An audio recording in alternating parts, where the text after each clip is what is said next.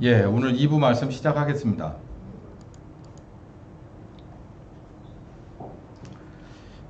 제가 1부에는 좀 감정적이었던 것 같아요. 그래서 2부에는 제가 좀 조목조목 다들 마무셨네, 거의. 2부에는 정말 실질적인 얘기를 좀 할게요. 제가 아까 이 1부 설교 마렵에 그 얘기를 했잖아요. 루터나 칼빈은 항상 정권하고 얼라이언스를 했다. 그래서 자기의 목숨들도 길었고 또 자기들의 교단의 교세도 나름대로 자리를 잡습니다. 루터는 독일에서 루터교를 확립했고요. 칼빈은 스위스를 중심으로 전 유럽의 장로교 그리고 나아가서 스코틀랜드, 영국까지 전 세계 지금도 우리나라까지 장로교의 그 영향력을 세웠죠. 난공불락을 세운 겁니다. 반면에 피해 역사인 침례교단은 이름하여 급진종교개혁자들의 일파로 몰리거나 아니면 재침례교도 뭐 이런 식으로 몰려서 가만히 제가 이 논문들을 몇 개 아침에 슬슬 읽어봤어요. 그 부분들을. 그랬더니 아주 말도 안 되는, 절대 그들이 주장하지 않은 걸 자기네들이 자의적으로 해석한 얘기를, 항상 그렇잖아요. 승자의 역사는. 그러고 그러다가 결국은 영국에서 그리고 네덜란드에서 그리고 미국으로 이주를 하면서, 신대륙으로 이주를 하면서 피해 역사의 결과를 얻게 된 게 침례교예요. 우리는 이 과정을 좀 잘 보고 그 유럽과 미주 대륙에서 있었던 교회들의 역사를 보면서 지금 2024년에 이 대한민국의 개신교, 그리고 뭐 저는 침례교단이라 해서 대한민국의 침례교단이 똑같은 전통을 이어받았다는 생각은 전혀 없습니다만, 정말 시간과 공간을 초월하시는 하나님의 역사 가운데서 주관하시는 하나님의 앞에서 우리는 올바른 합법적인 신자와 교회가 돼야 된다라는 이런 각도에서 본 겁니다. 칼빈이 이렇게 이런 식으로 얘기를 하니까, 알미니안이 물론 이제 나섰지만 이 칼빈의 5대 교리가 확립이 돼 버렸어요. 칼빈의 5대 교리가 확립이 돼 버리니까 이게 어떤 문제를 발생시킬까라는 겁니다. 이 칼빈뿐만 아니라 루터도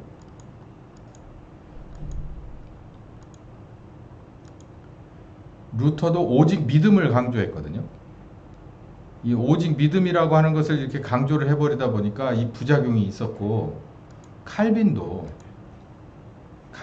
하나님의 절대 주권, 구원에 관해서 예지의 정의, 절대 주권을 칼빈이 주창을 하고 나서서 정치의 도움도 받고 많은 사람들에게 강제적으로, 반강제적으로 또 자의적으로 이렇게 뿌리를 내리게 됐을 때 어떤 열매를 맺게 될 것이냐라는 거예요.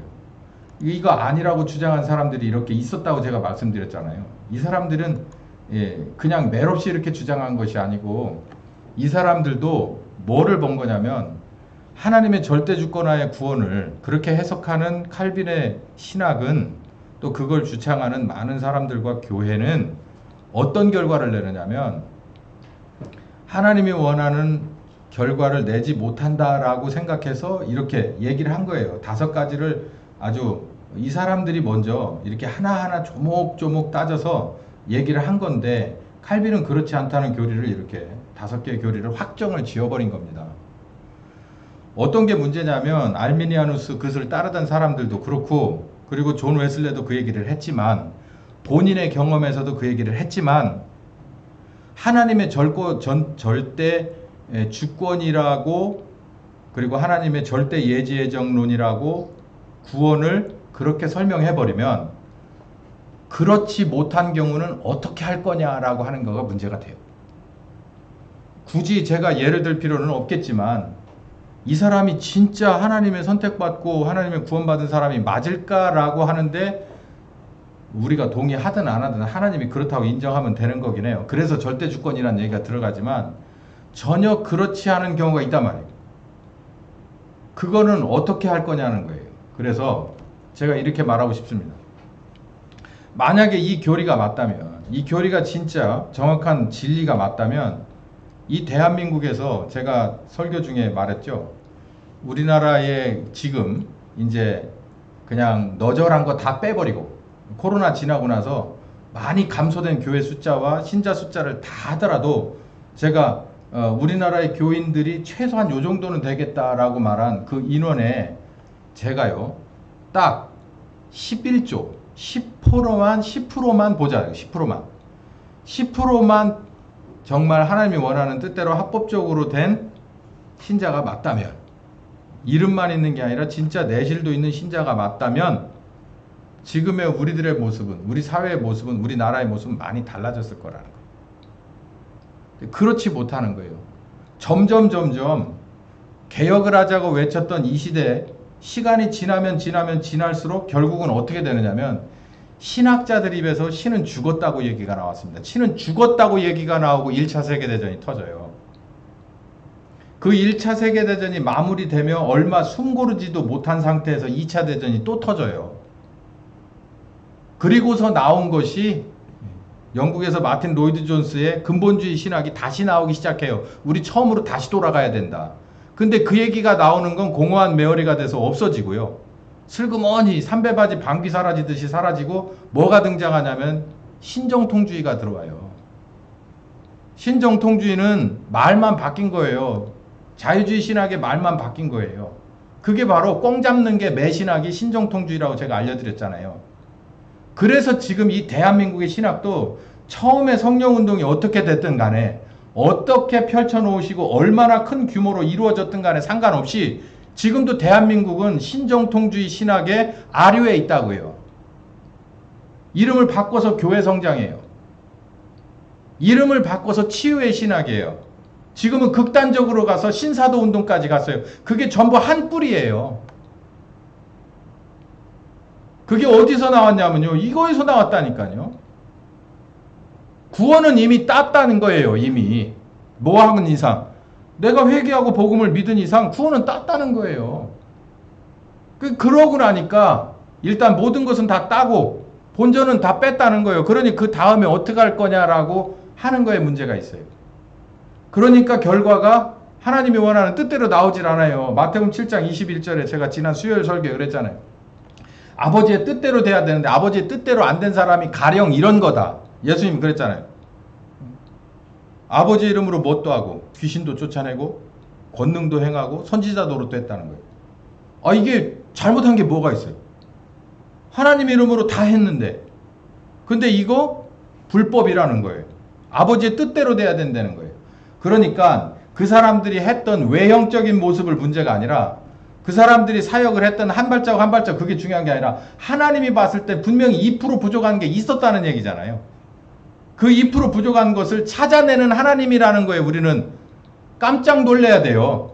남들이 봤을 때는 엄청나게 큰 권능을 해가고 귀신을 쫓아내고 그랬는데 저 사람이 저게 하나님 뜻대로 안 된 사역이다라는 걸 어떻게 우리가 분간을 해내요? 못 내요. 근데 예수님이 와서 그러잖아요.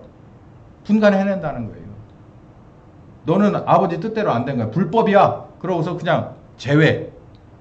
그냥 버려버린다는 거예요. 우린 그걸 알아야 돼요. 이게, 이 신학 자체가 루터가 믿음으로라고 하는 것을 주장할 때는 당시의 캐톨릭에 있어서 믿음이라고 하는 단어 자체가 정말로 결여돼 있고 불경건하고 정말 소외돼 있고 소외돼 있었기 때문이에요. 그러니까 오직 믿음으로라고 들고 나온 거예요. 오직이라고 하는 거 들고 나오면 굉장히 위험합니다.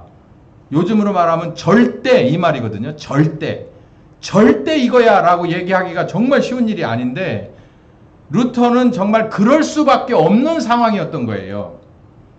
칼빈도 마찬가지예요. 하나님의 절대 주권, 오직 믿음, 절대 주권은요, 오직 성경은 그 당시에 싸워야 될 상대방에게 있어서는 이렇게 극단적으로 나가지 않으면 안 될 상황이었기 때문에 그런 거예요. 저 사람들은 전혀 받아들일 생각이 없고 전혀 인정하지 않고 그걸로 인한 부작용들이 편만에 있을 때 이쪽에서 니네는 절대로 틀렸어, 이게 절대로 맞는 거야 라고 들고 나갈 수밖에 없는 상황이었기 때문이지, 문제는 그 완료형인 하나님의 절대 주권이, 그 완료형인 완전형인 오직 믿음이 한 사람에게 다 각자에게 주어졌을 때는 그게 또 전혀 다른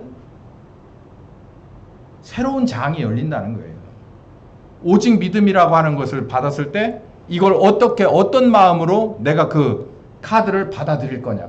구원받는다. 오직 한 가지야. 믿음.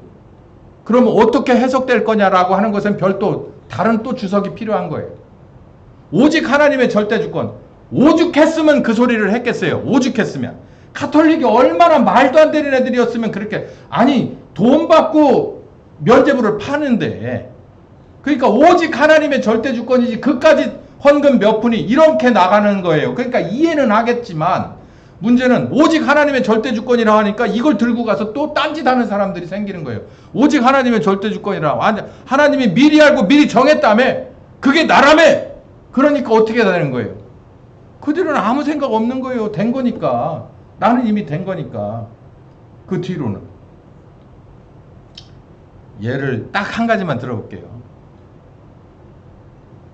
내가 사법고시를 봤어요. 옛날 말로 사법고시를 1차, 2차, 3차 면접 다 봤어요. 우수한 성적으로 합격을 했어요. 그러면 나는 이제 법조인이 된 거예요. 물론 연수원을 거쳐야지만. 그러니까 법조인이 됐어요. 그러면은 오늘부터, 지금 이 순간 내가 합격자가 된 오늘부터는 법을 어겨도 됩니까? 더 잘해야겠죠. 그렇지 않아요? 우리도 마찬가지예요. 오직 믿음으로 네가 구원받았다, 구원이 확정이다 라고 얘기를 한다면, 또 하나님의 절대 주권으로 분명히 하나님이 너를 미리 정하고 미리 아셔서 너를 구원하셨다, 예수로 말미암아 구원하셨다, 예수님은 너를 위한 십자가를 지신 거야 라고 확정을 해 주었다면, 우리가 그 다음부터 하나님의 자녀로서가 아니라 그냥 대충 적당히 그냥 반올림할 정도로 그냥 부드럽게 살아도 돼요? 아니, 확정이 됐으면 더 잘 살아야 될 거 아니에요. 그게 안 되는 게 문제라는 거 아니에요. 근데 안 되면 안 된다고 얘기하고 정직하게 나온 사람이 누구라고 그랬어요? 바울 아닙니까? 바울. 내가 구원받은 사람이 맞는데 하나님의 말씀이 내 마음에서 그렇게 정말 용솟음치고 내가 찬성하고 기쁘고 평안한데 이게 어디로는 안 움직여지는 거예요. 몸으로는 안 움직여지는 게, 나는 이거 큰일 났다, 이거 죽었다, 이거 나는 이거는 하나님한테 벌 받을 거야 라고 하는 것 때문에 밥도 안 먹어지고 잠도 안 자지고 막 속으로 막 올라오는 얘기가, 오라 나는 곤고한 자로다. 이 정말 저주받고 사망 가운데 있는 이 몸에서 나를 누가 구원해낼 것이냐, 이 상태를 어떻게 해야 해결될 것이냐라고 바울은, 그래서 로마서가 중요한 건데 로마서 8장을 왜 거기다가 들여다 대냐고요. 그게 7장의 고통이 있어야 8장의 기쁨이 있는 거고, 7장에서 8장으로 넘어가려면 내가 행동으로 옮겨지지 않는 믿음이 이게 문제구나라고 하는 것을 처절하게 느끼고, 해법 대신 성령님을 따라가는 실질적인 성경에 나오지 않는 이야기가 우리 속에서 경험되어지고 훈련되어져서 있을 때 8장으로 넘어가는 건데, 그거는 싹 없애버리고 성경 짜집기를 시작하는 거예요. 그 중세부터 지금까지 그러는 거예요. 근데 이걸 누가 분간해낸다고요? 하나님이 분간해낸다고요. 양과 염소를 딱. 너는 그거 맞는 말이긴 해. 내가 한 얘기 다인데 진짜 너한테 이루어졌냐? 이렇게 보는 거예요.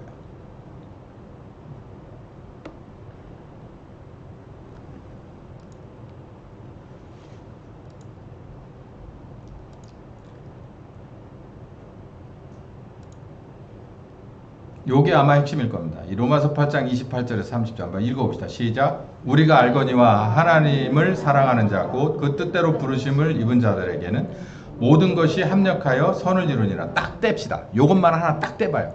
그래서 이걸 액자에다 딱 넣어. 그래가지고 어디다 갖다 줘? 개업집에 갖다 줘. 그래놓고 목사가 가서 기도를 해요. 축복 기도를 해. 가가지고 막 두 손을 들고 막 기도를 합니다.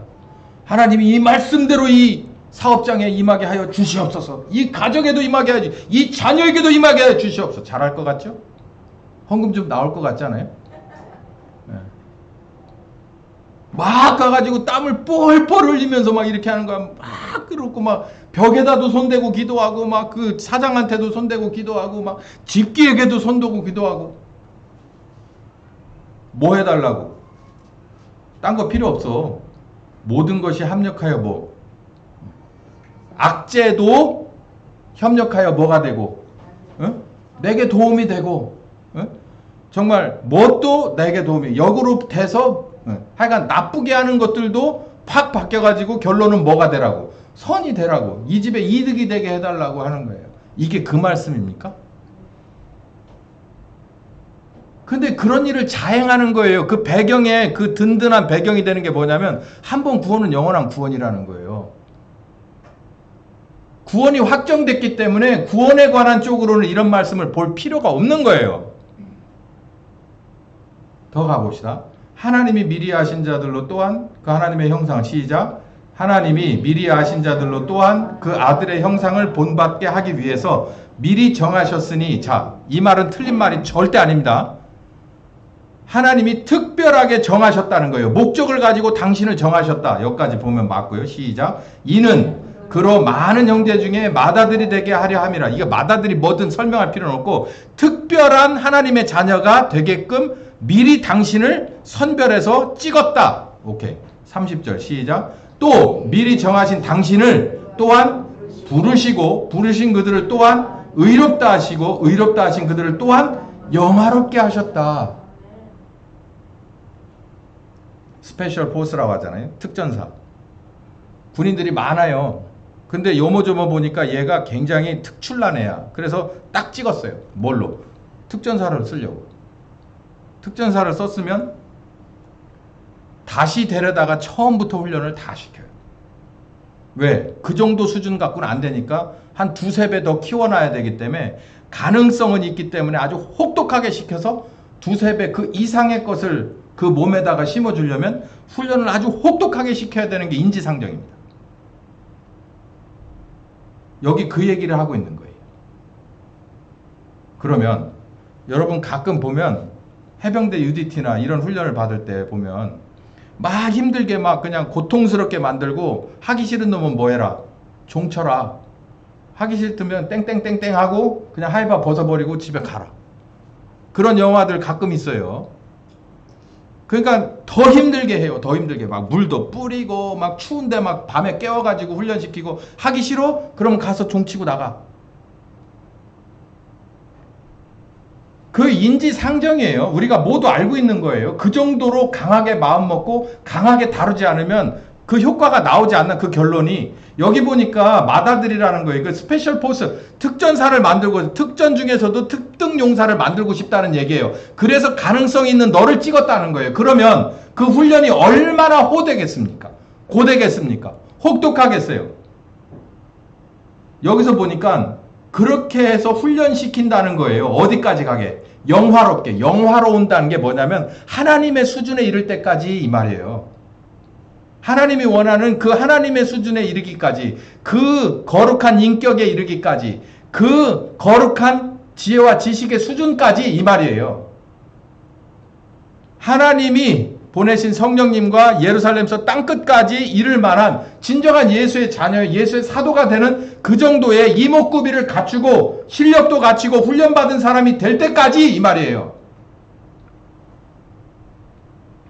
이렇게 따라가는, 이렇게 부르시고 이끌어가는 하나님이고 성령님이고 이렇게 따라가는 우리 개인이라고 확정을 지을 때 뭐가 되는 거예요? 합력해서 뭘 이룬다는 거예요?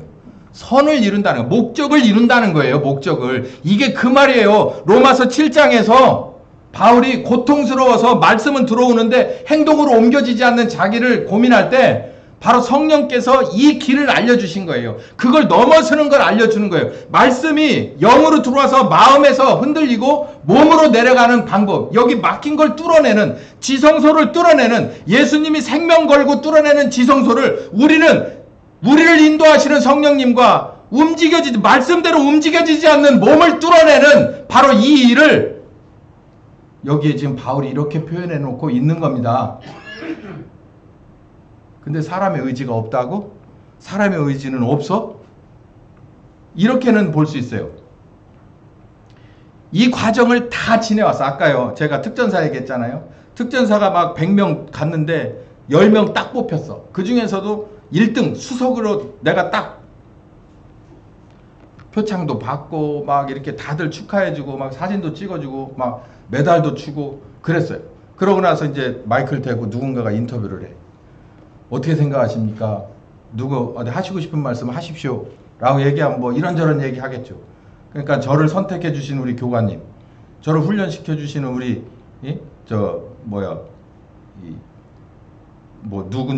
누구님, 뭐 내가 잘 못했어도 다시 기다려 주신 누구님, 뭐 이렇게 어려움이 있을 때 나를 다시 고쳐 주신 누구님, 감사합니다. 그래 놓고 맨 마지막으로 뭐라 그러냐면 이만큼 오게 된 것은 다 누구의 덕입니다. 이분들의 덕입니다. 그래서 예지예정이라는 얘기는 과학이 뭐냐면 다 지나고 난 완료가 된 시점에서의 신앙 고백의 수준이에요. 내가 예루살렘에서 그러니까 성령 내가 죄인으로서 복음을 접하고 귀한 은혜 가운데서 거듭나서 성령님이 인도하셔서 내가 한 발 뛰기부터 시작해서 손을 쓰는 방법부터 시작해서 알면서 내가 이 성령님이 원하는 이 전신갑주를 입고 예루살렘으로 나가서 유다로 나가서 사마리아로 원정 가서 땅끝에서 내 목숨을 다 끝내서 하나님 앞에 드리는 그 순간까지 다 영광스럽게 이 생을 마감한 하나님의 뜻대로 마감한 완료가 된 이 순간에 나는 뭐라고 한마디 할 수 있느냐면 누구 인도하셨네. 내 인생 여정 끝내요. 강 건너 언덕 이룰 때 하늘문 향해 말하리. 누가 뭘 했다고요? 예수 인도하셨네. 예지 예정이 거기 들어가는 거예요.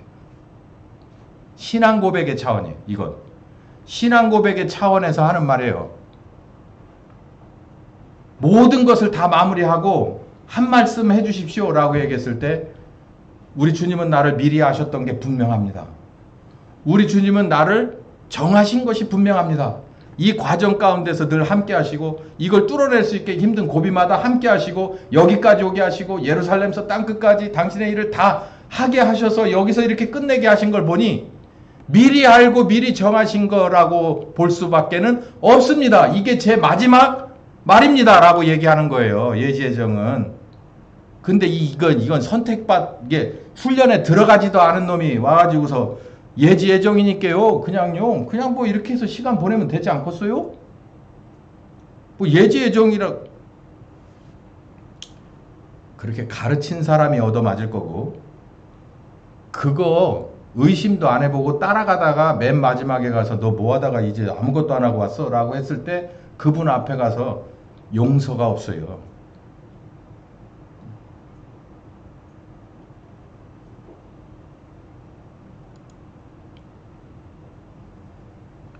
성도의 견인. 여기 보면은 여기 38절 39절이 또 나왔네. 로마서 8장. 이게 30절 뒤에 한 조금 지나면은 이 얘기가 나오는데 제가 이 로마서 8장 전체를 언젠가 제가 몇 주 전에 한번 수요일날 설교인가에서 전체를 봐드렸잖아요.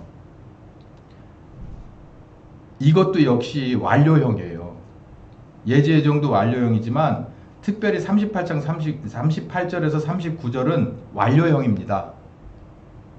우리 주 그리스도 예수 안에 있는 하나님의 사랑에서 끊을 수 없을 것이다 라고 하는 것은요. 그 사랑 안에서 위급한 상황이 엄청 많았어요. 내가 성령님을 따라가는데 너무 힘들고 그래. 내 스스로 주저앉을 때도 있었고 환경이 나를 막을 때도 있었고 사람이 막을 때도 있었고 큰 권력이 막을 때도 있었고 이 바울 얘기를 하면 돼요.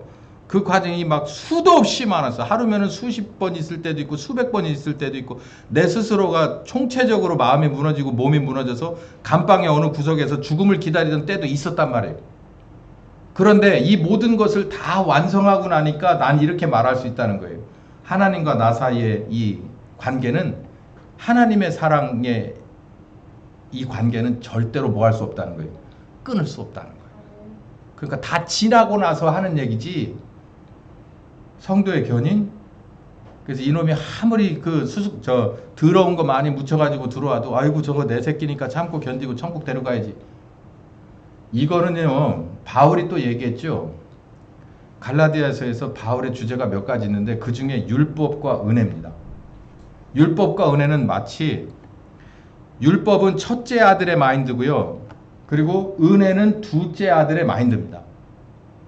첫째 아들은요, 그랬어요. 내가 아버지한테 못한 게 뭐 있는데요.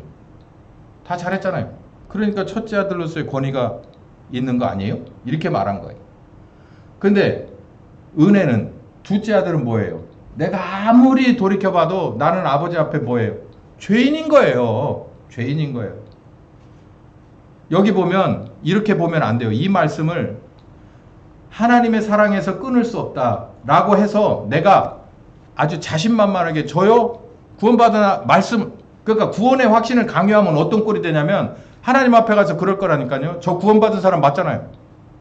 요즘 사람들 그럴 수 있을 것 같잖아요. 법을 그런 식으로 보잖아요. 저기 한 거 맞잖아요. 막 그 자기 권리 주장 막 하잖아요. 그렇게 가르쳤네 우리가. 당신 구원의 확신을 계속 강요했잖아요. 그거 들고 어디까지 가라고? 하나님 앞에 가라고. 저 구원의 확신 있거든요. 저 구원의 확신 있거든요. 그러고 꺼내놓는 거예요.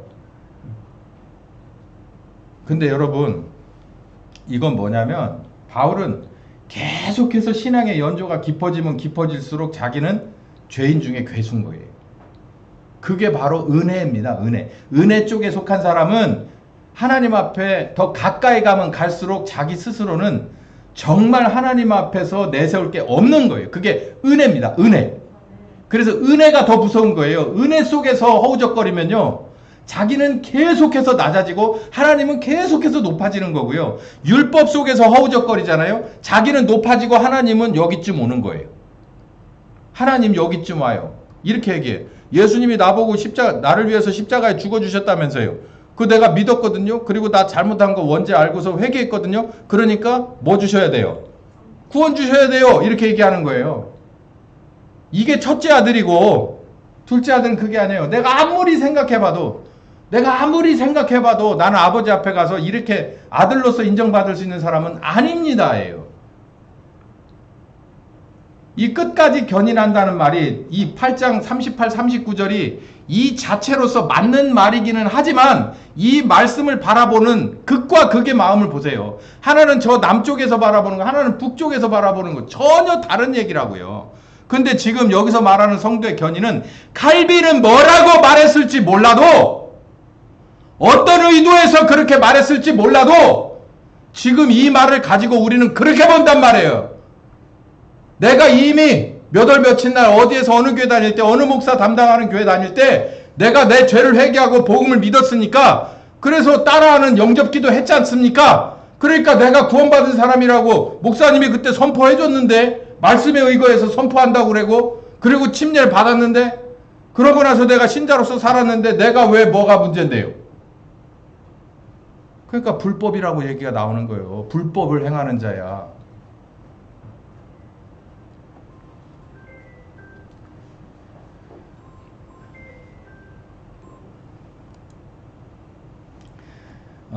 우린 이걸 이렇게 봐야 합니다, 여러분. 우리 이렇게 보자고요.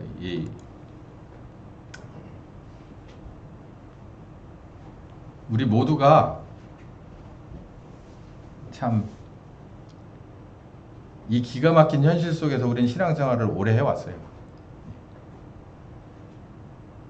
저는 오늘 이제 설교의 마지막에서 일부 예배에 처음에 제가 잠시 꺼냈던 얘기를 다시 마무리하면서 끝내고 싶은데요. 자, 그래, 이거 문제가 있다는 걸 알았다. 그러면 너는 제대로 됐냐? 합법적으로? 그러니까 이게 지금 문제가 된 사람들이 생각보다 많다라고 하는 건 이제 우리가 이만 정도면 그냥 많이 된 것 같고, 그러면 우리가 이 대안이 될 만한 준비가 됐냐는 거죠. 하나님의 뜻대로 우린 됐냐 이 말이죠. 하나님의 뜻대로 우린 됐냐. 요 얘기도 굉장히 중요하고 긴 얘기예요. 근데 이거를 얘기로 아무리 길게 하면 제가 석 달 열흘을 여기 서서 밥 먹는 시간을 빼고 계속해서 성경을 들이대면서 말씀드릴 수 있어요. 20년을 가르쳤으니까. 근데 요점은 그거 하나예요. 양 같은 염소, 염소 같은 양이에요. 그거 오셔가지고 구분해 낸다고 그랬거든요. 똑같아요. 칼빈의 구원론을 진짜 껍데기로만 믿고 필요할 때 자기가 내놓을 수 있는 자기를 공격하는 카드로만 쓴 사람들은 하나님이 보실 때 그냥 그 카운트에 들어가지도 않아. 그럼 뻔히 우리 같은 사람도 저건 아닌데라는 게 보이니까. 근데 문제는 뭐냐면 우리 같은 사람들이에요. 아, 저러면 안 되는구나. 우리가 실제로 보혜사 성령님 주신다고 그랬고 오셨고, 그분이 우리를 가르치는 진리의 영이라 했고, 그분이 죄에 대해서 의에 대해서 심판에 대해서 가르쳐 준다고 그랬고, 우리와 떠나지 않고 함께 한다고 그랬고, 우리는 자기를 부인하고 그의 말씀을 듣고 따라가야 된다고 했고, 우리가 진짜 그렇게 얼마나 됐냐는 거예요. 우리가 수백 년 전에 카톨릭의 등살에 등 떠밀려서 거의 죽음의 직전까지 갔던 사람들이 어떤 마음을 품고 어떻게 얘기했던, 그게 중요한 게 아니에요. 성령께서 우리에게는 똑같은 성경을 가지고 우리에게는 진리를 가르쳐 주신 것이 분명한데 그건 변함이 없어요. 예수님이 십자가 지고 부활하셔서 초대교회가 들고 다닌 그 복음, 그리고 확정된 성경 안에서 지금까지 변화되지 않는 룰이에요. 성령님은 그때나 지금이나 똑같은 분이기 때문에 성령께서 오셔서 성경을 가르치고 말씀을 가르치고 깨닫게 해주신다면 그때 초대교회 사람이나 종교개혁 시대 사람이나 지금의 우리나 똑같이 가르쳐 주실 수 있다는 걸 여러분 아셔야 돼요. 우리가 신학을 공부했기 때문에 칼빈의 예정론을 비판할 수 있거나 오직 믿음으로라고 하는 이 말씀이 진리인지 아닌지를 비판해낼 수 있는 것이 아니고, 성경 말씀을 가지고 어쩌면 이 성경이 우리에게 주어지지 않았다 하더라도 성령께서 오셔서, 그 모든 말씀의 주인이신 성령께서 오셔서 당신의 의도하시는 대로 돌멩이도 아브라함이 되게끔 하는 역사를 내실 수 있습니다. 우리는 생각보다 많은 시청각자를 통해서 지금까지 배워왔으나 하나님이 보시는 수준에 이르렀느냐라고 하는 것은 전부 다에게 주어진 답안지예요. 이거 내야 된다고. 내서 채점을 할 거란 말이에요. 네가 이 문제 파악은 잘하고 있었어. 주제 파악은 정말 잘하고 있었는데 이 점에서 이게 점수 미달이고, 이 점에서 미달이고, 이 점에서 미달이고, 이건 미달이야 라고 한다면 우리는 아마 더 많이 그 책임을 져야 될 거예요. 다른 쪽으로 다른 쪽으로 조준을 하기 전에 우리들 스스로를 점검을 아주 세게 할 필요가 있다는 거예요. 여러분 어떻습니까? 이거 진짜 심각하게 고민을 해야 돼요. 우리가 이 얘기를 들고 땅 끝까지 나가기 전에 누군가를 지적하는데 목숨을 걸고 타협 없이 밀고 나가는, 모닥불이 위에 올라가 앉더라도 아니면 저 투명한 물속에 돌멩이를 들고 죽을 때까지 잠수를 하는 한이 있어도 절대 변할 수 없는 이 진리다라고 하는 걸 들고 나가기 전에 우리가 그 준비가 됐는가라는 것을 고민해 봐야 돼요. 바울이 그랬잖아요. 난 다 전한 다음에 내가 버림받을까 봐 걱정스럽다. 그 말씀 우리는 끝까지 붙들고 우리를 점검하지 않으면 안 돼요. 아는 것과 깨달은 것과 그리고 그게 피가 되고 살이 된 것은 전혀 다른 문제입니다. 저부터 마찬가지예요. 저부터 되게 걱정스러운 거예요. 이 얘기를 어느 누구 앞에서도 얼마든지 할 수 있는 저지만, 그러나 성령께서 보실 때 제게 허점이 있다면 그런 소리 안 하고 저는 저를 고치는 게 더 급하죠.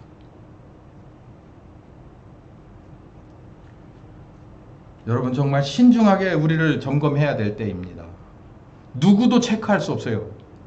성령님과 여러분이 얼마나 동행했는지, 그분이 가르쳐 주시는 걸 얼마만큼 많이 배웠는지, 어떤 경험이 어디까지 어떻게 있는지를 누구도, 사람은 점검할 수 없습니다. 그러나 하나님은 다 점검해요.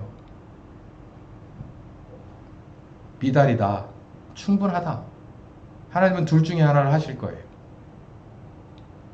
여러분 잘 점검해 봅시다. 열심히 잘 점검하고, 누군가에게 뭔 얘기를 한 번 하고 죽더라도 우리들이 뭔가 완성이 돼서 하나님 앞에 가야 정말 그게 우리들의 본전 아니겠습니까? 정말 우리 명심하셔서, 세상은 이렇게 어떻게 보면 계란이 먼저냐 닭이 먼저냐라고 하는 것을 주기적으로 오르락내리락 해요. 근데 문제는 그 가운데서 우리는 얼마나 내실 있는 사람들이냐라고 하는 것이 우리에게는 우선순위다. 점검해야 될 것이다. 말씀드립니다. 기도합시다. 귀하신 주님, 성경을 가만히 보니 여기저기 생각나는 데가 많습니다. 침요한도 외롭고 고독했습니다. 예수님도 그랬습니다. 초대교회 사람들 고독한 것을 넘어서서 생명의 위협을 느끼며 수백 년, 몇 대에 거친 삶을 지하를 중심으로 살았고, 지상으로 올라온 교회의 등살에 정말 이것이 아닌데라고 생각하는 정말 믿음의 심령이 고독했던 사람들은 산으로 들로 동굴로 다시 들어갈 수밖에 없었고, 이제 교회가 개혁됐다라고 하더라도 이름만 바뀌어진 정치와 교회의 괴물 앞에 이들은 또 순교자의 중심을 가지고 정말 땅속 깊은 곳으로 저 외지로 다시 흘러 들어갈 수밖에는 없었던 것이 계속해서 반복되고 있는 것이 사실입니다. 여기에는 우리들은 얼마나 좋은 세상입니까? 하나님이 펼쳐놓으신 이 울타리 안에서 교회를 이루고 건물도 소유하고 여기 와서 큰 소리로 설교하고 찬송하고 기도해도 아무도 누구도 법적으로 우리를 해할 수 없는 상황이니 정말 우리는 믿음의 선배들의 그 정말 아픈 고통스러운 그 순간순간을 느끼지 못하고 지금까지 살았습니다. 주님, 이제 우리에게 정말 믿음의 결과를 보기 원해서 예수님께서 그 새벽에 정말 잎이 무성한 무화과 나무를 찾아 헤매는 중심으로 이곳저곳 다니다가 우리 교회에도 와서 정말 잎이 무성하니 이곳에 뭔가 열매가 있으리라 희망을 걸고 왔을 텐데, 정말 우리들 가운데서 열매를 내지 못한다면 이보다 더 큰 저주스러운 일이 어디 있겠습니까? 미리 알았고 미리 경험했고 미리 하나님의 귀한 은혜를 가불로서 이만큼 썼으면 거기에 대한 결과 없다면 하나님이 치는 매를 맞아도 아무 말도 할 수 없을 것입니다. 주님, 이 말씀을 전하면서 또 이 말씀을 들으면서 이것이 문제된다는 것은 우리 중에 모르는 자가 하나도 없지만 이 문제된다는 것을 우리는 해법으로서 귀한 진리 가운데서 얼마나 온전하게 바뀌어지고 성장되어져 있는지는 의문입니다. 두렵고 떨리는 마음이 있습니다. 주여, 우리 한 사람 한 사람에게 성령님 앞에 정말 마음의 무릎을 정중하게 꿇고 그분의 진단을 다시 받으며 부족한 곳을 다시 한번 살펴보며 서둘러서 바꿀 수 있는, 변화될 수 있는 우리가 되기를 바랍니다. 우리 모두에게 이 귀한 시간을 허락하여 주시옵소서. 예수님의 이름으로 기도했습니다. 아멘. 네, 오늘 여기까지 하겠습니다.